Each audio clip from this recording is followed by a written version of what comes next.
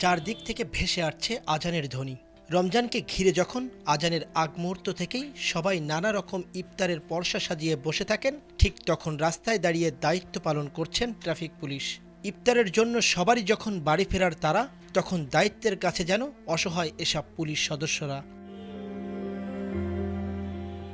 রাজধানীর ব্যস্ত সড়কের মধ্যে প্রচণ্ড রোদ আর ধুলার মধ্যে ঘন্টার পর ঘন্টা দাঁড়িয়ে থেকে দায়িত্ব পালন করছেন তারা। নিজেরা পরিবারের সঙ্গে ইফতার করতে না পারলেও অন্যরা যাতে পরিবারের সঙ্গে ইফতার করতে পারেন, সেই লক্ষ্যেই সড়কের শৃঙ্খলা নিশ্চিত করাই তাদের কাজ।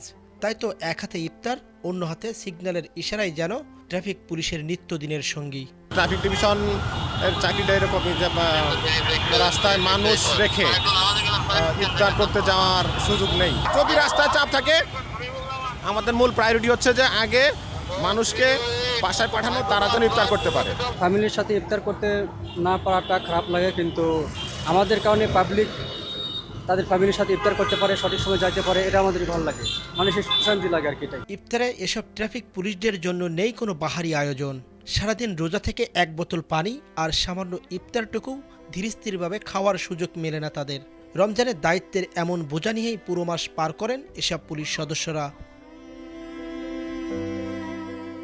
রমজানে প্রায় সব পেশাদার মানুষের জন্য নানাবিধ সুবিধা থাকলেও ট্রাফিক পুলিশ সদস্যদের ক্ষেত্রে সেসব সুবিধা মেলে না। পবিত্র রমজান মাসে রাস্তায় দাঁড়িয়ে তাদের ইফতার করার এমন চিত্রই জানান দেয় সড়কের শৃঙ্খলা রোধে কতটা দায়িত্ব নিয়ে কাজ করছেন এসব পুলিশ সদস্যরা।